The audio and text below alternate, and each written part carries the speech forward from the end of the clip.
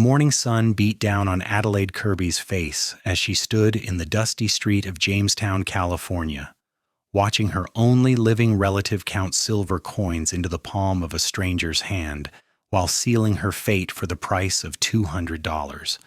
It was August 1869, and the gold rush town still buzzed with desperate men seeking fortune. But Adelaide had never imagined her own brother would sell her like livestock to settle his gambling debts and buy passage to San Francisco for a fresh start. "Thomas, please," Adelaide whispered, her voice cracking as she reached for her brother's sleeve. At 19 years old, she had already buried both parents to consumption and had worked herself nearly to the bone helping Thomas keep their small boarding house running. The cotton dress she wore was faded and patched, her hands rough from scrubbing floors and hauling water, but her green eyes still held a spark of defiance even as tears threatened to spill. Thomas Kirby would not meet her gaze. At 24, he had the same auburn hair as his sister, but where Adelaide had inherited their mother's strength, Thomas carried only their father's weakness for cards and whiskey. "You will be taken care of," he muttered, shoving the coins into his coat pocket. "Mr. Crawley here needs a wife, and I need to get out of this God-forsaken town before Johnson's men put a bullet in me." The man who had purchased her was at least 50 years old, with tobacco-stained teeth and hands that trembled from years of hard drinking. Adelaide felt bile rise in her throat as Silas Crawley stepped forward to claim his bride, but before his fingers could close around her wrist, a voice cut through the tension like a knife through butter. "That transaction is not going to happen." All three of them turned to see a tall cowboy standing in the middle of the street, his shadow stretching long across the dirt. He wore dusty leather chaps over worn denim, a brown vest over a faded blue shirt, and a wide-brimmed hat that shadowed his face. 2 revolvers hung at his hips, and everything about his stance suggested he knew exactly how to use them. "This is none of your concern," Crawley snarled, finally finding his voice. "I paid fair and square." The cowboy stepped closer, and Adelaide could finally see his face. He was young, perhaps 26 or 27, with sun-bronzed skin and eyes the color of worn saddle leather. A few days' worth of stubble shadowed his strong jaw, and there was something in his expression that made Adelaide's heart skip, though she could not say whether it was fear or something else entirely. "The United States abolished slavery 4 years ago," the cowboy said quietly, his voice carrying an edge of steel beneath its calm surface. "Last I checked, that means you cannot buy a human being no matter what her worthless brother agreed to." Thomas stepped forward, his face flushing red. "Now you listen here? Adelaide is my sister, and I have every right to arrange her marriage. This is a legal transaction." "Is that what you are calling it?" The cowboy's hand drifted toward his revolver, not threatening exactly, just reminding everyone present that he was armed. "Because from where I stand, it looks like you are selling your sister to settle your debts. That makes you lower than the dirt on my boots." Adelaide found her voice, surprised by how steady it sounded despite the trembling in her knees. "Who are you?" The cowboy's gaze shifted to her, and something softened in those brown eyes. "Name is Fletcher Nolan." "Miss, I have been working a cattle ranch about 15 miles south of here. Came into town for supplies and could not help but overhear this conversation."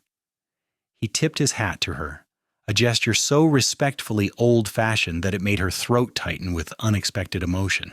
"And I cannot in good conscience let this happen." "You have no authority here," Crawley spat, though he took a half-step back.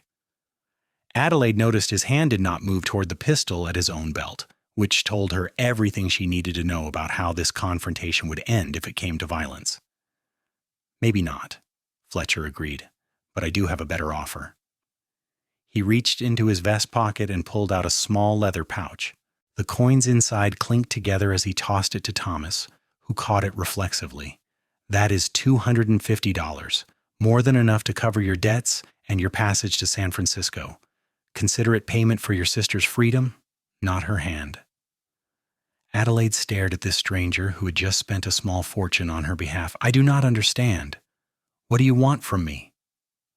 Fletcher's expression remained serious as he finally looked directly at her, and Adelaide felt something shift in her chest at the genuine concern she saw there. "Nothing you are not willing to give, miss. I am offering you a choice. You can come work at the ranch where I am employed. The owner's wife needs help with the house and the cooking. It is honest work for honest pay. You will have your own room in the bunkhouse, 3 meals a day, and a salary of $15 a month. Or if you prefer, I can escort you to the church. And Reverend Matthews can help you find other accommodations in town. The choice is yours and yours alone." The world seemed to slow down as Adelaide processed his words. A choice. He was giving her a choice. When was the last time anyone had done that? Thomas, apparently satisfied with the heavier pouch of coins, was already backing away. "Fine. She is your problem now." He did not even say goodbye before turning and striding toward the saloon, leaving Adelaide standing in the street with 2 strangers and a future she had not imagined 5 minutes earlier. Crawley muttered a string of curses and stalked off in the opposite direction, casting venomous glares over his shoulder. Adelaide watched him go, feeling like she might collapse now that the immediate danger had passed. Her legs suddenly felt weak, and she swayed slightly. Fletcher was at her side in an instant, his hand steadying her elbow with surprising gentleness for someone who had just faced down 2 angry men. "Easy now. When did you last eat?" "Yesterday morning," Adelaide admitted, hating how weak she sounded. Thomas had stopped sharing their meager supplies 3 days ago, telling her she would be Crawley's problem soon enough. Fletcher's jaw tightened, but his voice remained gentle. "Come on, let us get some food in you, and then you can tell me what you want to do." He guided her toward the small restaurant attached to the general store, his hand never leaving her elbow in a gesture that felt protective rather than possessive. Adelaide's mind was still reeling from how quickly her circumstances had changed. One moment she had been facing a nightmare marriage to a cruel drunk, and the next a stranger had literally bought her freedom and was now offering her honest work. The restaurant was nearly empty at this hour, just past the lunch rush. Fletcher pulled out a chair for her at a corner table, then sat across from her and removed his hat, running a hand through dark hair that was slightly too long and curled at his collar.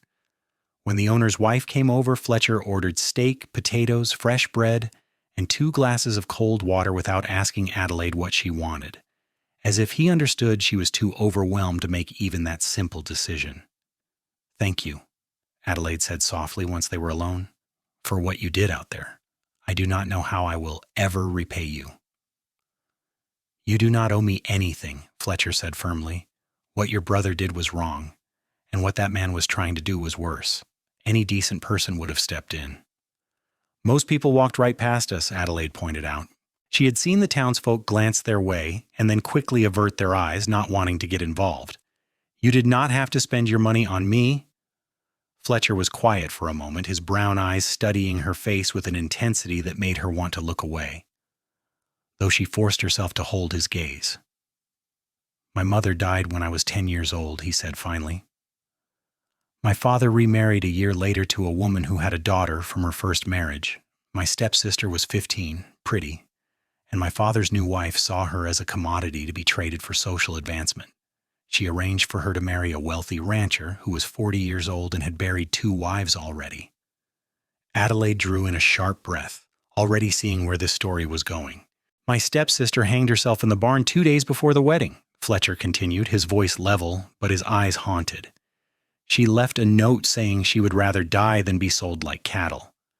I was too young to help her then, but I swore I would never stand by and watch something like that happen again if I had the power to stop it."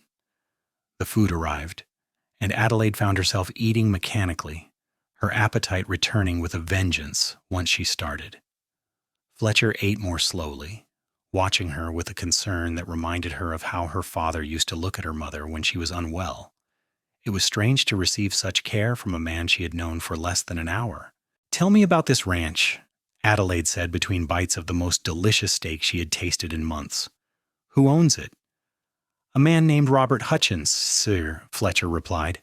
"He and his wife Sarah moved out here from Missouri 5 years ago with their 2 children. They run cattle and horses on about 300 acres. Sarah does her best with the house and the children, but she is expecting their third baby in a few months and could really use help. I have been working there for 2 years now, and they are good people, fair employers who treat their workers with respect. And you think she would hire me just like that?" Adelaide had trouble believing anything could be so simple. Fletcher leaned back in his chair, his expression thoughtful. "I will ride back this afternoon and talk to Robert and Sarah. If you are willing, you can come with me and meet them yourself. If they are agreeable and you feel comfortable with the arrangement, you can start right away. If not, I will bring you back to town and we will figure something else out." "Why are you being so kind to me?" The question burst out before Adelaide could stop it. "You do not know me. I could be a terrible worker. I could steal from you." A slight smile tugged at the corner of Fletcher's mouth, the first break in his serious demeanor. "Something tells me you are not the stealing type. As for why I am helping you, I already told you. I cannot stand by and watch someone be treated like property. Beyond that, you look like someone who has worked hard her whole life and deserves a break." He was right about that. Adelaide had been working since she was old enough to carry a water bucket, first helping her mother with their own home, then taking in laundry and mending to help support the family after her father's injury left him unable to work the mines. When both parents died within months of each other, she had thrown herself into running the boarding house with Thomas, convinced that hard work could somehow save them from poverty. It had not been enough. Thomas's gambling had eaten through their savings faster than Adelaide could earn it back. And now here she was, sitting across from a stranger who had just upended her entire world. "I will come with you," Adelaide said, surprising herself with how quickly she made the decision. "I will meet the Hutchins family and see if they want to hire me. Even if they do not, I would rather take my chances on a cattle ranch than stay in this town." Fletcher nodded, looking satisfied. "Finish your food. I need to collect the supplies I came for, and then we can head out. It is about a 2-hour ride, and I want to get back before dark." They finished their meal in companionable silence, and Adelaide tried not to think about how she was about to leave the only town she had ever known to ride into the unknown with a man she had just met. Logically, she knew this could be dangerous. Fletcher seemed kind and honorable, but so had Thomas once before their parents died, and he discovered gambling and drink. Yet something in her gut told her Fletcher Nolan was different. Maybe it was the way he had stepped in to help her without being asked. Maybe it was the pain she had seen in his eyes when he spoke of his stepsister.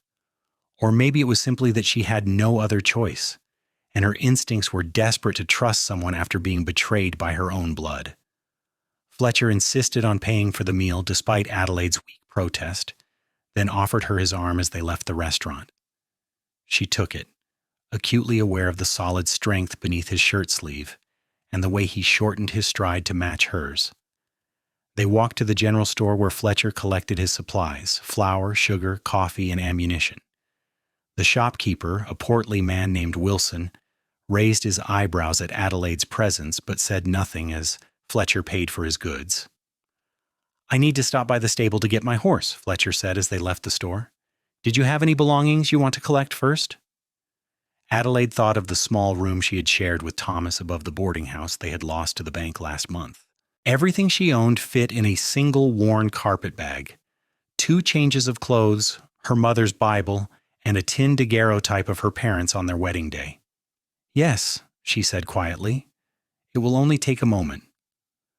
Fletcher accompanied her to the boarding house now run by the bank's appointed manager. Adelaide slipped inside and climbed the narrow stairs, her heart heavy as she looked around the bare room one final time. Thomas's belongings were already gone, she noticed. He must have packed before coming to finalize his arrangement with Crawley, so certain Adelaide would not be returning. She grabbed her carpetbag from under the cot that had served as her bed and took a final look around. 5 months ago, this had been a place filled with guests and conversation, however modest. Her mother's curtains had hung in the windows, and her father's favorite chair had sat by the hearth.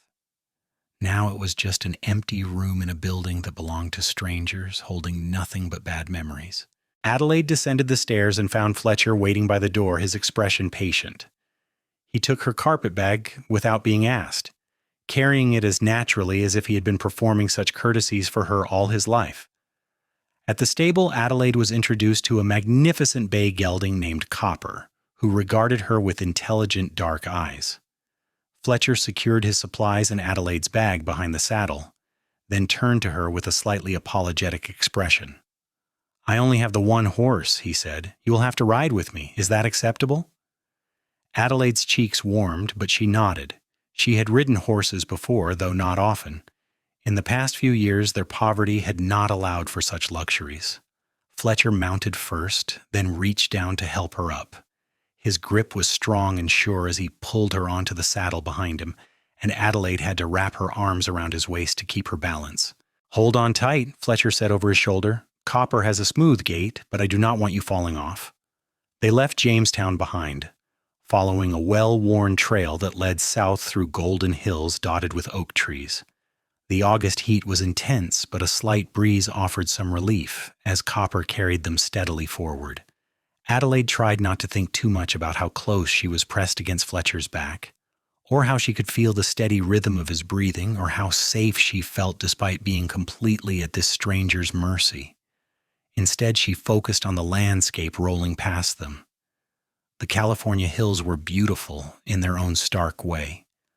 Golden grass stretching endlessly beneath a sky so blue it hurt to look at. They passed a few scattered homesteads, but mostly the land was wild and open, belonging more to the deer and jackrabbits than to humans. "Tell me about yourself, Taichwu," Fletcher said, after they had been riding for perhaps half an hour. "What kind of work did you do before today?" Adelaide found it easier to talk when she did not have to look at his face.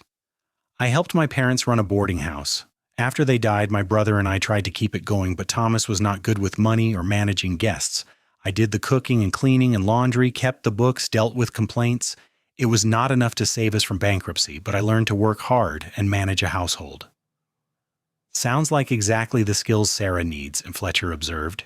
"She is a wonderful woman, but she is exhausted trying to manage everything on her own. Her daughter Emma is only 7 and her son James is 4. They are good children, but they need attention, especially with the new baby coming." "What about you?" Adelaide asked, finding courage in the intimacy of their position. "How did you end up working on a cattle ranch in California?"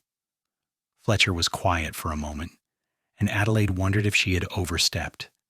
Then he began to speak, his voice carrying easily over the steady clip-clop of Copper's hooves. "I grew up in Texas," he said. "After my stepsister died, my father's second marriage fell apart. His wife left, and my father threw himself into ranching, working himself into an early grave. He died when I was 18, leaving me the ranch, but I could not stay there. Too many bad memories. I sold everything, took the money, and started drifting west. Worked on ranches in New Mexico and Arizona before ending up here in California 2 years ago. Met Robert Hutchins in a saloon in Sonora, and he offered me steady work. I have been at the ranch ever since." "Do you like it there?" Adelaide asked. "I do," Fletcher said, and she could hear the sincerity in his voice. "It is good, honest work, and Robert treats his men fairly. The land is beautiful, and there is something satisfying about building something lasting, even if it is not my own ranch.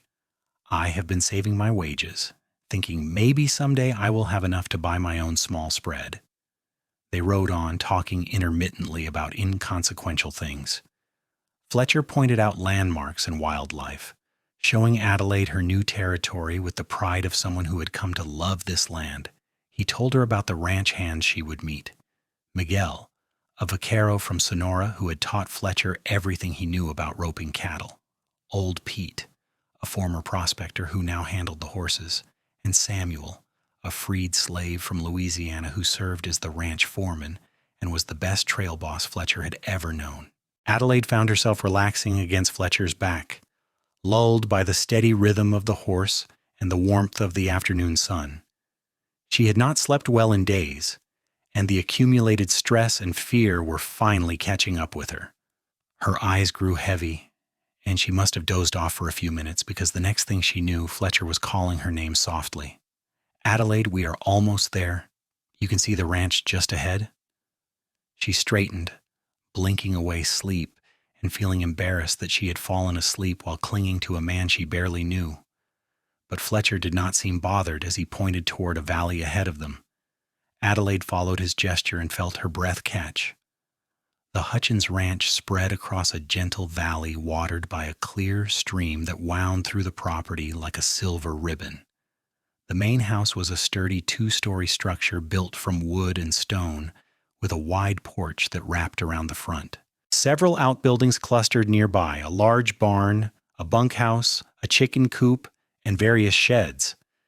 Cattle grazed in fenced pastures, and Adelaide could see horses in a corral near the barn. Cottonwood trees lined the stream, providing precious shade, and vegetable gardens grew near the house in neat, well-tended rows.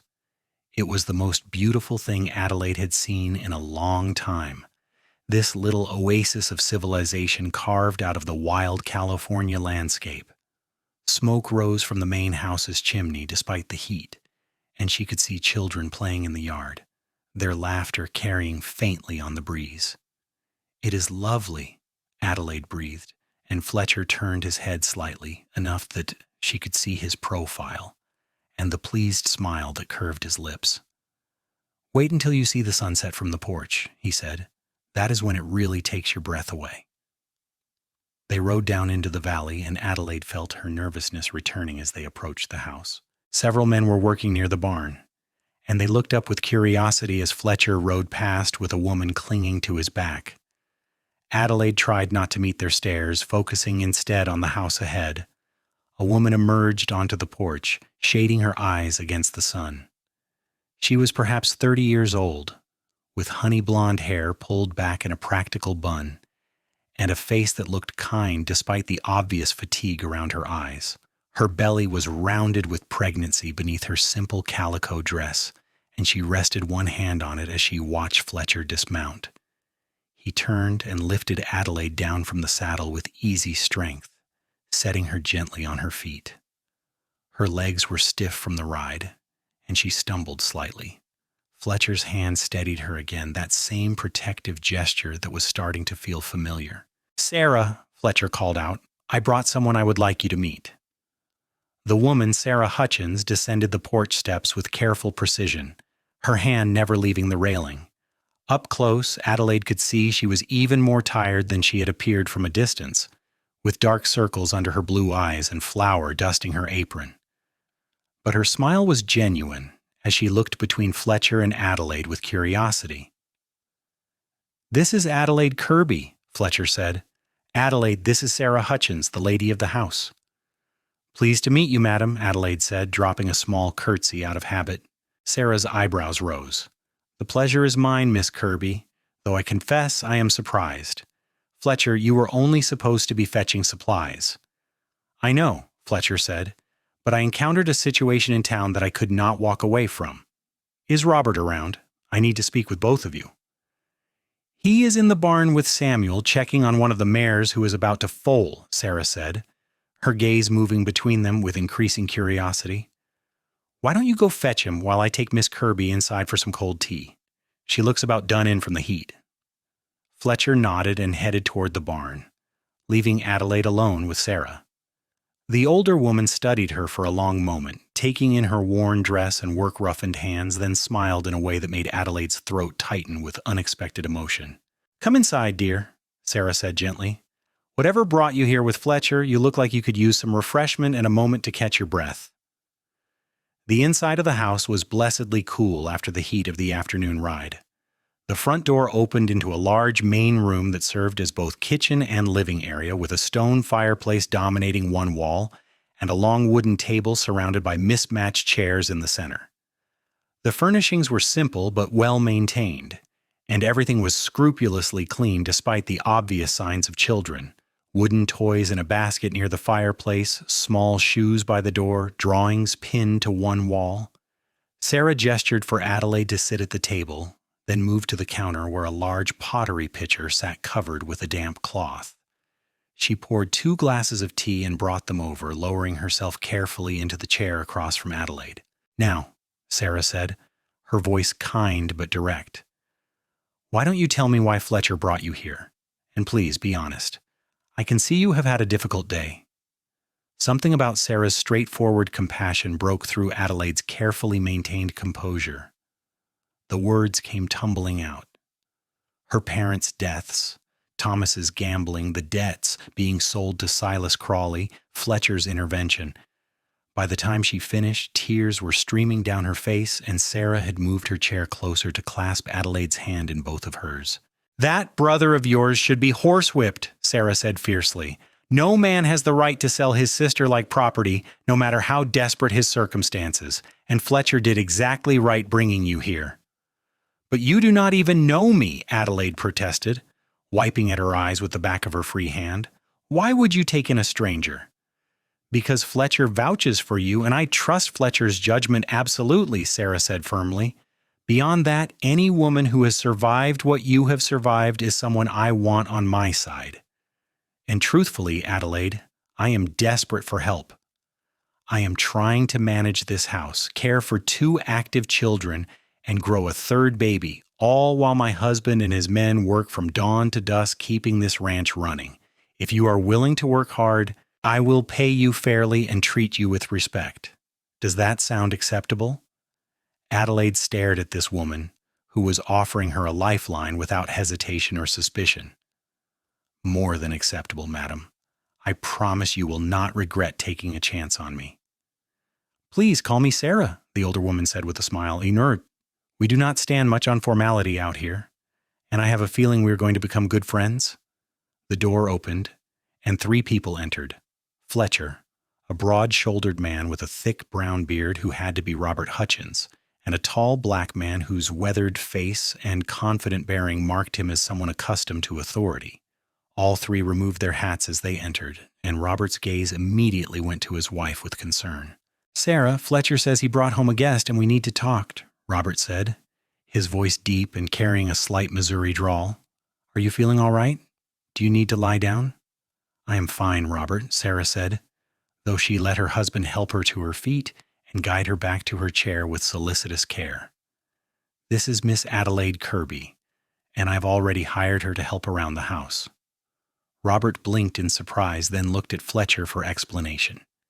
The cowboy launched into the same story Adelaide had just told Sarah, though his version was more concise and focused on the facts.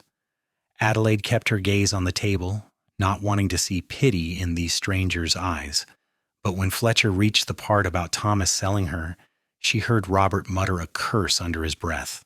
"My apologies, Miss Kirby," Robert said quickly, "but your brother deserves much worse than harsh language for what he tried to do to you. Fletcher, you did the right thing bringing her here." The man who had come in with them, Samuel, spoke for the first time. His voice was cultured and careful, the accent of someone who had educated himself despite the circumstances of his birth. "Miss Kirby, I want you to know that you are safe here. Mr. and Mrs. Hutchins run a good outfit, and anyone who works on this ranch is treated with dignity and respect. If you ever have any concerns or problems, you can come to me or any of the other hands. We look after our own." Adelaide found herself nodding, overwhelmed by the acceptance these people were showing her. "Thank you," she managed, "all of you. I will work hard and do my best not to let you down." "I am sure you will do just fine," Sarah said warmly. "Now let me show you where you will be sleeping, and then we can discuss your duties. Robert, could you have one of the men bring Miss Kirby's bag to the house?" "Already on it," Fletcher said. He had been standing near the door, his hat in his hands, watching the proceedings with an expression Adelaide could not quite read. "I will take it up to whichever room you want her in." Sarah led Adelaide up a narrow staircase to the 2nd floor where 4 bedrooms opened off a small landing. She showed Adelaide to a small room at the back of the house, simply furnished with a bed, a washstand, a small wardrobe, and a window that looked out over the valley. It was the nicest room Adelaide had slept in since leaving her childhood home, and she had to blink back fresh tears. "This is too much," she whispered. "Nonsense," Sarah said briskly. "You will be working hard for your keep. Speaking of which, your duties will include helping me prepare meals, cleaning the house, doing laundry, tending the vegetable garden, and looking after Emma and James when I need to rest. In exchange, you will receive $15 a month, room and board, and 1 day off each week. Sunday mornings you are free to attend church in town if you wish, though the ride is long. Does that all sound fair?" "More than fair," Adelaide said. She heard footsteps on the stairs and turned to see Fletcher entering with her carpet bag. He set it gently on the bed, his eyes meeting hers for a long moment. "I will let you get settled in," he said quietly. "If you need anything, the bunkhouse is the building just past the barn. I share it with Miguel, Pete, and Samuel. Do not hesitate to ask for help." "Thank you, Fletcher," Adelaide said, hoping he could hear in those simple words everything she could not yet articulate. "For everything." He nodded once, replaced his hat, and left. Adelaide heard his boots on the stairs, then the sound of the front door closing. Sarah was watching her with knowing eyes. "He is a good man," Sarah said softly, "one of the best I've ever known. My Robert thinks the world of him." Adelaide did not know what to say to that, so she simply nodded and turned her attention to unpacking her meager belongings. Sarah left her alone to settle in, promising to call her down for supper in a few hours. Once she was alone, Adelaide sat on the edge of the bed and let herself absorb everything that had happened in the span of a single day. This morning she had woken believing she would be married to Silas Crawley by nightfall, trapped in a nightmare from which there was no escape. Now she was sitting in a clean room in a beautiful ranch house, surrounded by people who had shown her more kindness in a few hours than her own brother had in months. And at the center of it all was Fletcher Nolan, the cowboy who had stepped in to save her without being asked and who had spent his own money to buy her freedom, who had brought her to this place and advocated for her without expecting anything in return. Adelaide did not believe in fairy tales anymore, but she was starting to believe in the goodness of individual people, and that was something she had not expected to feel again. Over the following weeks, Adelaide threw herself into her new life with determined energy. She rose before dawn to help Sarah prepare breakfast for the family and the ranch hands, learning to cook for a dozen people instead of the modest boarding house portions she was used to. She scrubbed floors, washed clothes in the big copper tub behind the house, tended the vegetable garden, and learned to manage Emma and James, who tested her patience at first but gradually warmed to her presence. The work was hard, but it was honest and rewarding in ways Adelaide had forgotten work could be. Sarah proved to be not just an employer but a friend, someone who shared the burdens and the small joys of domestic life. The older woman taught Adelaide how to bake bread the way Robert liked it, how to preserve vegetables for the winter, how to coax Emma out of her stubborn moods, and tire James out enough for afternoon naps. But if Adelaide was being honest with herself, much of her attention was drawn to the tall cowboy who lived in the bunkhouse and worked from sunup to sundown keeping the ranch running. Fletcher was different from any man Adelaide had known. He worked with quiet competence, never complaining about the heat or the long hours or the back-breaking labor of managing cattle and horses. He was gentle with the animals, patient with the children when they begged him to show them rope tricks, and unfailingly respectful to both Sarah and Adelaide.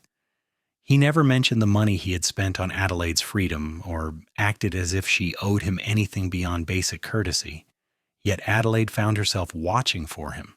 She learned his routine, knew when he would come in from the range for the midday meal, recognized his silhouette against the sunset when he finally finished work for the day. Sometimes she would catch him watching her in return, his brown eyes thoughtful, and her heart would perform an acrobatic feat in her chest that left her breathless and confused.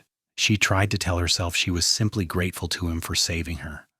But gratitude did not explain the way her pulse quickened when he smiled at something she said, or the warmth that flooded through her when his hand accidentally brushed hers as they both reached for the same serving dish at dinner, or the disappointment she felt on the days he was out on the range from dawn to dusk, and she did not see him at all. Fletcher, for his part, seemed equally aware of her. Adelaide would feel his gaze on her as she hung laundry to dry or worked in the garden. More than once she looked up from kneading bread dough to find him watching her through the kitchen window, and he would quickly turn away as if caught doing something he should not. One evening in early September, about 3 weeks after Adelaide's arrival, she was sitting on the porch in the deepening twilight, shelling peas for the next day's dinner. The children were in bed, Sarah and Robert had retired early, and the ranch was settling into its nightly quiet. Adelaide was enjoying the peace when she heard footsteps approaching. Fletcher emerged from the shadows, his hat in his hands. "Mind if I join you?" he asked, gesturing to the empty rocking chair beside hers. "Please do," Adelaide said, hoping the dim light hid the flush in her cheeks. He settled into the chair with a contented sigh, stretching his long legs out in front of him. They sat in companionable silence for a few minutes, Adelaide's hands busy with the peas while Fletcher gazed out at the darkening valley. "You were right," Adelaide said finally. "The sunset from this porch is breathtaking." Fletcher glanced over at her, and even in the low light she could see his smile. "I am glad you have gotten to see it. Are you settling in all right? Sarah says you are working out wonderfully." "I hope so," Adelaide said. "Everyone has been so kind to me. I still cannot quite believe this is real sometimes. I keep waiting to wake up and find myself back in that dusty street with Silas Crawley reaching for me." Fletcher's expression darkened. "That will never happen. I give you my word." "I know," Adelaide said softly. "Because of you, I have a real chance at building a life here. I do not know how to thank you adequately for that." "You do not owe me thanks," Fletcher said, repeating what he had told her that first day. "You are earning your place here with hard work and dedication. That has nothing to do with me." "It has everything to do with you," Adelaide countered. She set aside the bowl of peas and turned in her chair to face him directly. "Fletcher, you spent a fortune buying my freedom from my brother. You brought me here and vouched for me to people you respect. You gave me a second chance at life when I had given up hope. That means something, whether you want to acknowledge it or not." Fletcher was quiet for a long moment, his gaze fixed on the distant hills. "I told you about my stepsister," he said finally. "What I did not tell you is that I have spent the last 8 years wondering if I could have done something different, something more, to help her. I know I was just a child, and it was not my responsibility, but that knowledge does not stop the guilt. When I saw you standing in that street, I saw a chance to do what I could not do before. So maybe I helped you, Adelaide, but you helped me too. You gave me a chance to be the person I wish I had been back then." Adelaide felt tears prick her eyes at his words, at the raw honesty in his voice. Without thinking, she reached across the space between their chairs and laid her hand over his where it rested on the armrest. His fingers were calloused from hard work, his skin warm beneath her palm. "Your stepsister's death was not your fault," Adelaide said firmly. "You were a child, but what you did for me, that was the choice of a good man with a strong moral compass. You should be proud of that." Fletcher turned his hand over so their palms were touching, his fingers curling gently around hers. The touch sent electricity racing up Adelaide's arm, and she caught her breath at the intensity of it. They sat like that for a long moment, hands clasped, the night settling around them like a blanket. "Adelaide," Fletcher said, his voice rough with emotion, "I need to tell you something." "What is it?" Adelaide whispered, her heart pounding so hard she was sure he could hear it. "I have been trying to keep my distance from you," Fletcher said, "trying to give you space to find your footing here without any pressure or expectation. But the truth is, I think about you all the time. I find excuses to come back to the house just to catch a glimpse of you. I lay awake at night in the bunkhouse wondering if you are sleeping well, if you are happy here, if you ever think about me the way I think about you." Adelaide could hardly breathe. "How do you think about me?" Fletcher turned in his chair to face her fully, his brown eyes intense in the moonlight. "Like I want to court you properly, take you on walks, bring you wildflowers, learn everything there is to know about you, like I want to hear your laugh every day for the rest of my life. Like I am falling in love with you and I do not know how to stop, even though I know it might be too soon, and you might not feel the same way." "It is too soon," Adelaide said, and she felt Fletcher start to pull his hand away. She tightened her grip, holding him in place. "It is too soon, and it probably is not sensible, and I should be more cautious after everything I have been through, but Fletcher, I think about you all the time too. I watch for you from the kitchen window. I save the best portions at dinner to make sure you get them. I find myself smiling for no reason except that I remember something you said or the way you tipped your hat to me this morning." "Adelaide," Fletcher breathed, and the way he said her name made her feel like it was a prayer. "I do not know if what I feel is love yet," Adelaide continued, her voice trembling with emotion. "I am still figuring out who I am now that I am free to make my own choices, but I know I want you to court me.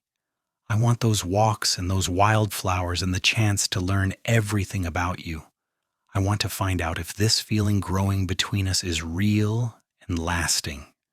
Fletcher stood up, pulling Adelaide gently to her feet. They stood facing each other on the porch, hands still clasped, and Adelaide tilted her head back to meet his gaze. He was so tall, this cowboy who had saved her, and in his eyes she saw hope and desire and something deeper that made her chest ache with longing. "May I kiss you?" Fletcher asked, his free hand coming up to cup her cheek with heartbreaking gentleness. "Yes," Adelaide whispered. Fletcher lowered his head slowly, giving her every chance to pull away, but Adelaide rose onto her tiptoes to meet him halfway. Their lips met in a kiss that was soft and sweet and questioning, a tentative exploration that made Adelaide's whole body sing with warmth. Fletcher's hand in her hair was gentle, his thumb stroking her cheek as they learned the shape and taste of each other. When they finally pulled apart, both breathless, Fletcher rested his forehead against hers and smiled. "I have wanted to do that since the moment I first saw you," he admitted. "Even when I was dusty and terrified and about to be sold to a horrible man," Adelaide teased. "Especially then," Fletcher said seriously. "You looked so brave standing there, so determined not to cry even though you were facing the worst moment of your life. I thought you were the strongest person I had ever seen, and also the most beautiful." Adelaide felt tears slip down her cheeks, but they were happy tears this time. She had thought she had lost everything, but instead she had found something she had not even known she was looking for: hope, freedom, a chance at love with a good man who saw her strength instead of her vulnerabilities. They stood on the porch for a long time, talking quietly about their pasts and their hopes for the future. Fletcher told her about his childhood in Texas, about learning to rope cattle from old vaqueros and breaking horses with his father before everything fell apart. Adelaide told him about her parents, about her mother's kindness and her father's quiet strength, about Thomas before the gambling took hold and transformed him into someone she barely recognized. Eventually, reluctantly, they said goodnight. Fletcher walked Adelaide to the door, then caught her hand one more time and brought it to his lips in a gesture that felt both old-fashioned and deeply romantic. "Sweet dreams, Adelaide," he murmured against her knuckles. "Sweet dreams, Fletcher," she replied, and she carried the warmth of his touch with her as she climbed the stairs to her room. After that night, everything changed, and yet nothing changed at all. They still maintained propriety, aware that they were under the watchful eyes of Robert and Sarah and the other ranch hands. Fletcher still worked long days on the range, and Adelaide still threw herself into her domestic duties. But now there were stolen moments of connection, their hands brushing as they passed in the doorway, meaningful glances across the dinner table, quiet conversations on the porch after the household had settled for the night. Fletcher began courting her in earnest, finding small ways to show his affection despite the demands of ranch life. He brought her wildflowers from the high pastures, leaving them on the porch rail where she would find them in the morning. He carved her a small wooden box for her precious daguerreotype of her parents, spending his evenings in the bunkhouse working the wood with patient care. He taught her to ride properly, borrowing one of Robert's gentler mares and spending his rare, free afternoons walking Adelaide through the basics of horsemanship. Adelaide, in turn, found her own ways to show she cared. She mended his shirts and darned his socks without being asked, pressing them carefully so he always looked presentable. She learned his favorite foods and made sure there was always extra when she cooked them.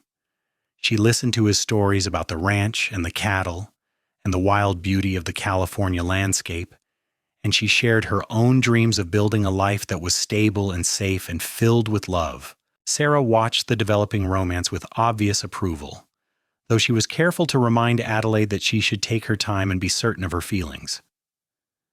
"You have been through a terrible ordeal," Sarah said one afternoon as they worked together in the garden. "It would be natural to confuse gratitude with love, especially with someone as decent as Fletcher." "I have thought about that," Adelaide admitted, pulling weeds from between the rows of beans. I know I'm grateful to him, of course I am. But this feeling is more than gratitude, Sarah. When I am with him, I feel safe in a way I have not felt since my parents were alive. When I am not with him, I miss him. I find myself planning things I want to tell him or show him. I dream about a future with him, about building something lasting together. Sarah smiled and patted Adelaide's hand. That sounds like love to me, dear. Just make sure Fletcher knows he needs to be patient with you. You are still healing from what your brother did, and rushing into anything would be a mistake. But as the weeks turned into months, Adelaide found herself wanting to rush. The more time she spent with Fletcher, the more certain she became that he was the man she wanted to spend her life with. He was kind and hard-working and honest, everything Thomas had failed to be. More than that, Fletcher treated her as an equal partner, someone whose thoughts and opinions mattered, whose dreams were as important as his own. In October, Fletcher asked Robert for permission to take Adelaide into Jamestown for the afternoon, promising to have her back before dark. Sarah packed them a picnic lunch, her eyes twinkling with amusement as she handed Fletcher the basket. "You two have a lovely time," Sarah said. "And Fletcher, remember that Adelaide is under our protection. Robert will have your hide if you do not treat her like the lady she is." "Yes, madam," Fletcher said seriously, though his eyes danced with humor. "I will guard her with my life and return her safely. I give you my word." They rode into town on Copper, Adelaide seated in front of Fletcher this time so she could enjoy the view without having to cling to his back. His arms came around her to hold the reins, creating an intimate circle that made Adelaide feel cherished and protected. Jamestown looked different to Adelaide now, less like a prison and more like just another dusty California gold rush town. She saw familiar faces as they rode down the main street, people who had walked past while her brother sold her to Silas Crawley. Some had the grace to look ashamed when they recognized her riding with Fletcher. Others simply stared with curiosity. Fletcher guided Copper to a stop in front of the general store. "I need to pick up a few things, he explained, helping Adelaide down from the saddle. "But I also wanted to bring you here so you could hold your head high. You are not that frightened girl anymore, Adelaide. You are a woman with a good job and a bright future, and everyone in this town should know it." Adelaide felt a surge of love for this man who understood exactly what she needed. They walked into the general store together, and Fletcher made a point of introducing her to Mr. Wilson properly, as Miss Adelaide Kirby, valued employee of the Hutchins Ranch. Wilson, who had raised his eyebrows at her presence the day Fletcher bought her freedom, was now all obsequious courtesy, praising her good fortune and asking after Sarah's health. After Fletcher made his purchases, they rode out of town to a small grove of trees near a creek, where they spread a blanket and enjoyed Sarah's excellent cooking. The October day was warm but not oppressively hot, and the cottonwoods were just starting to turn gold with the changing season. "I have been thinking," Fletcher said as they finished their meal. He was lying on his side, propped up on one elbow, watching Adelaide with an expression she had come to recognize. It was the look he got when he was working up the courage to say something important. "About what?" Adelaide prompted, setting aside her plate and giving him her full attention. "About the future," Fletcher said. "About what I want my life to look like 5 years from now, 10 years from now. And Adelaide, in every version of that future I imagine, you are there beside me." Adelaide's heart began to race, but she forced herself to remain calm. "Tell me about this future." Fletcher sat up, reaching out to take her hand. "I have been saving my wages since I started working for Robert. I almost have enough to buy my own land, maybe 50 or 60 acres to start. Nothing as grand as the Hutchins Ranch, but enough to run a modest cattle operation. I have been looking at a property about 20 miles northwest of here, good grazing land with a creek running through it. There's an old cabin on it that needs work, but the bones are solid." "It sounds wonderful," Adelaide said softly, seeing where this was heading. "I want to build something lasting, Adelaide," Fletcher continued, his brown eyes intense. "Not just a ranch, but a home, a life. And I want to build it with you if you will have me." Adelaide felt tears spilling down her cheeks, but she was smiling through them. "Are you asking me to marry you, Fletcher Nolan?" Not yet, Fletcher said, and Adelaide felt a moment of confusion before he continued. I want to court you properly for at least another few months. I want to make sure you have time to be absolutely certain of your feelings, that this is not just gratitude or circumstance, but real, lasting love. But I am asking you if you would consider being my wife eventually, if you could see yourself building a life with me on that land. Yes, Adelaide said without hesitation. Yes to all of it. Yes to courting, and yes to considering marriage, and yes to building a life together. Fletcher, I have never been more certain of anything. Fletcher pulled her into his arms, holding her close as she cried against his chest. These were tears of joy and relief and overwhelming gratitude for the unexpected turns her life had taken. 5 months ago, she had been trapped in a nightmare. Now she was sitting in a grove of golden trees being proposed to by a man she loved with her whole heart. I love you, Adelaide whispered against his shirt. I know it has not been very long, but I love you, Fletcher. You are the best man I have ever known. I love you too, Fletcher said, his voice rough with emotion. I think I have loved you since that first day in Jamestown, when you looked up at me with those green eyes and asked who I was. I knew right then that my life had just changed forever. They stayed in the grove until the sun began its descent toward the western horizon, talking and planning and dreaming together. Fletcher told her about the property he wanted to buy, painting pictures with his words of the cabin they would renovate together, the cattle they would raise, the children they might have someday. Adelaide shared her own dreams, more modest but no less important. A garden where she could grow vegetables and flowers, a kitchen where she could cook for her own family, a life where she was valued and loved instead of used and discarded. By the time they rode back to the ranch, they had an understanding. Fletcher would continue saving his money through the winter and spring. When he had enough to make an offer on the land, he would ask Adelaide to marry him properly. They would have a simple wedding, probably in the ranch house with Robert and Sarah as witnesses, and then they would begin building their life together. The winter months passed in a blur of hard work and quiet contentment. Adelaide continued her duties at the ranch house, learning from Sarah and developing her own skills in managing a household. Sarah's baby arrived in November, a healthy boy they named Thomas, and Adelaide helped care for the infant during Sarah's recovery, feeling her own desire for children growing stronger each time she held the tiny bundle. Fletcher worked through the winter maintaining the ranch and planning for his future. He spent his evenings going over the figures with Robert, making sure his calculations were sound. He corresponded with the owner of the property he wanted to buy, negotiating terms and conditions, and he courted Adelaide with patient devotion, never pushing her faster than she was ready to go. Christmas at the ranch was a revelation for Adelaide, who had not celebrated a proper holiday since before her parents died. Sarah cooked a feast, and the ranch hands all crowded into the main house for dinner and singing. Fletcher gave Adelaide a beautiful shawl he had bought in Sonora, deep green like her eyes. Adelaide gave him a shirt she had sewn herself, cut to fit his broad shoulders and stitched with meticulous care.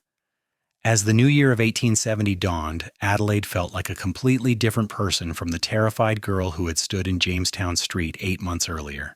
She was stronger now, more confident, sure of her place in the world and her own worth. She had good friends in Sarah and Robert, meaningful work that challenged her, and a man who loved her with constancy and respect. In March, Fletcher came to the house one evening with excitement written across his face. He found Adelaide in the kitchen cleaning up after supper and caught her around the waist, spinning her in a circle that made her laugh and protest. "Fletcher Nolan, what has gotten into you?" "I did it," Fletcher said, setting her down but keeping his hands on her waist. "I finalized the purchase of the property today, 50 acres of good land, the cabin, water rights to the creek.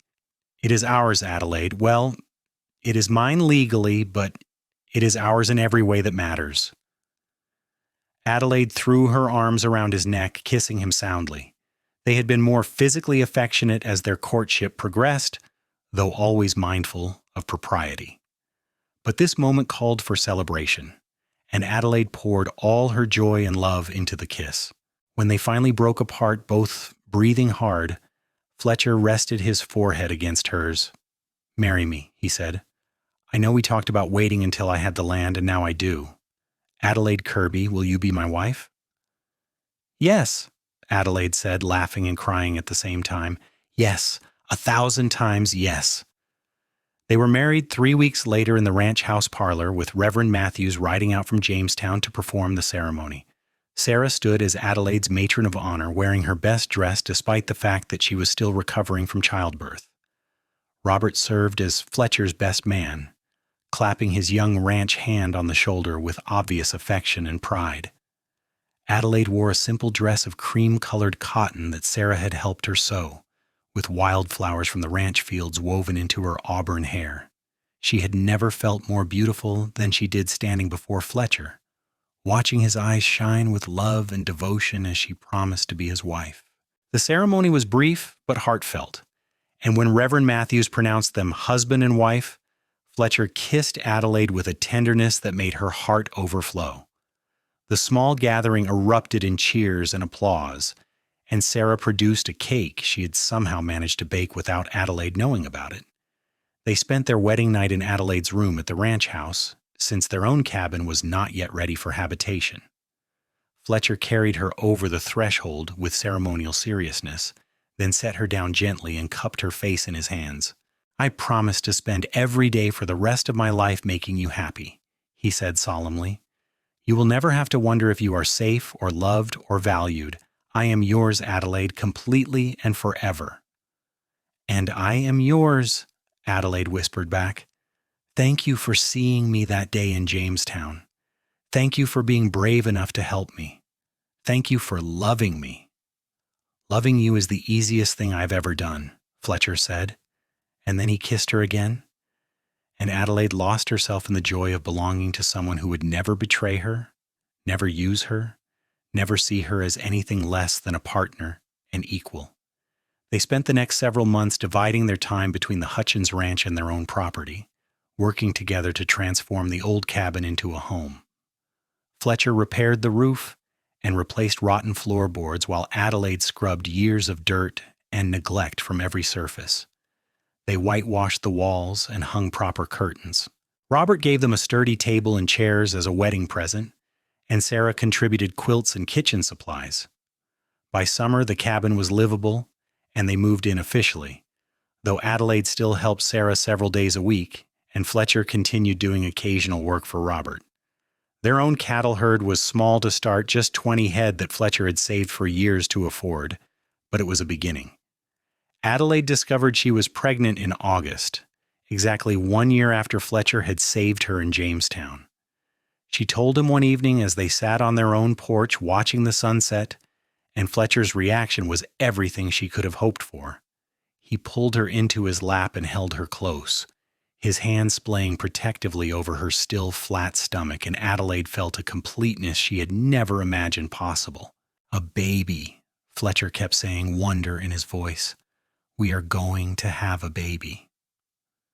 "Are you happy?" Adelaide asked, though she could see the answer in his face. "Happy does not begin to cover it," Fletcher said. "Adelaide, you have given me everything I ever wanted, a home, a family, a reason to work hard and plan for the future. I love you more than I can say."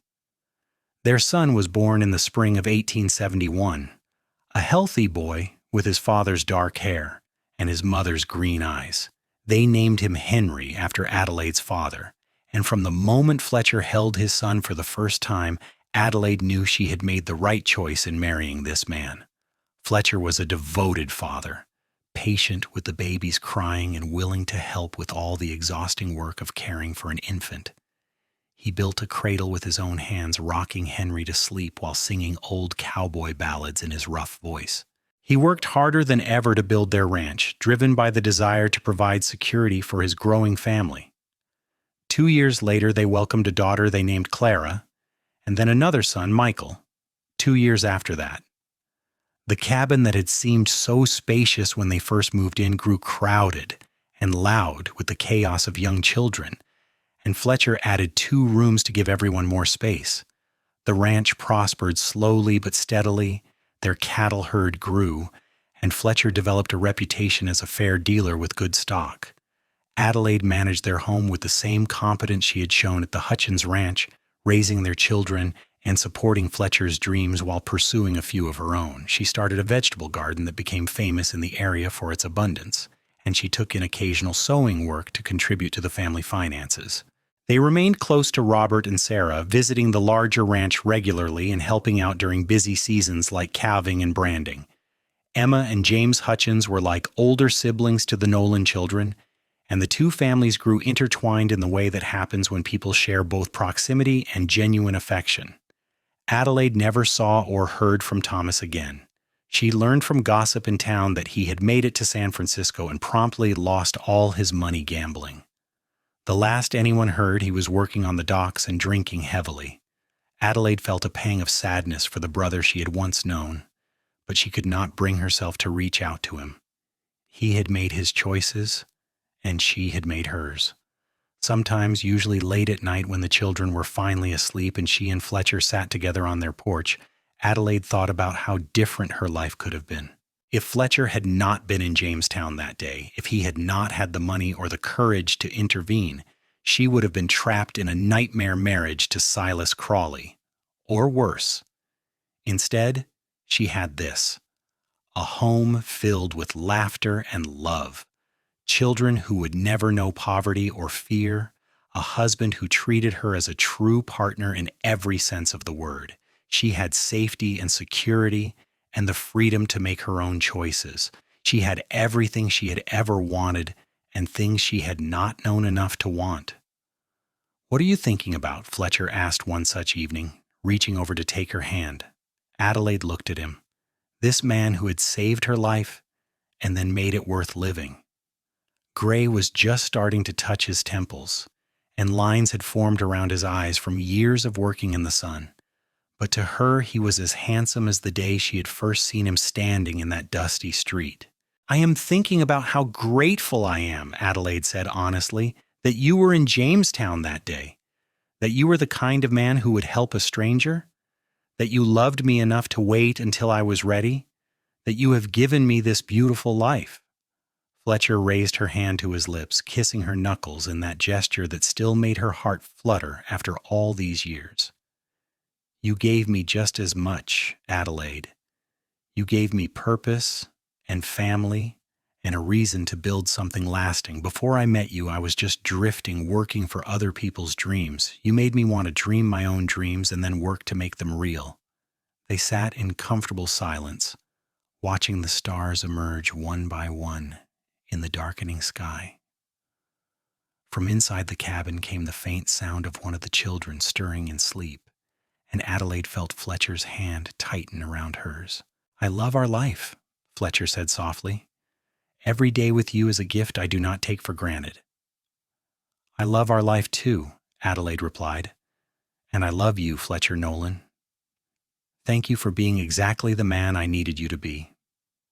As they sat together on the porch of the home they had built with their own hands, surrounded by the land they had cultivated and the family they had created, Adelaide Nolan knew with absolute certainty that she had found her happy ending. It had not come easily or without pain, but that only made it more precious. The girl who had been sold by her brother for $200 was gone forever, replaced by a woman who knew her own worth and who had built a life filled with love and purpose.